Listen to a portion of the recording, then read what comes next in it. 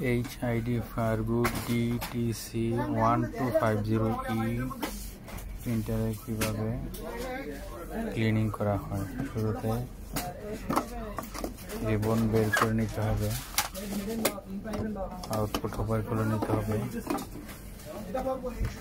Cleaning কার্ডের উপর পাশে ট্যাপ থাকবে, আমি ব্যবহার করাটা দিয়ে দেখাচ্ছি। উপর পাশে ট্যাপ করে নিতে হবে, দেন ক্লিনিং কার্ডটা মেশিনে ইনসার্ট করতে হবে, কভার অন করে নিতে হবে, রিবনের ক্লোজ করে নিতে হবে আবার। দেন প্রিন্টার প্রিফারেন্সে গিয়ে টুল বক্সে ক্লিক করলে এই ডায়ালগ বক্সটি চলে আসবে। দেন এখান থেকে ক্লিনিং প্রিন্টারে ক্লিক করে ক্লিনে চাপতে হবে। ক্লিনিং চাপতে প্রিন্টারে কার্ড টেনে নেবে।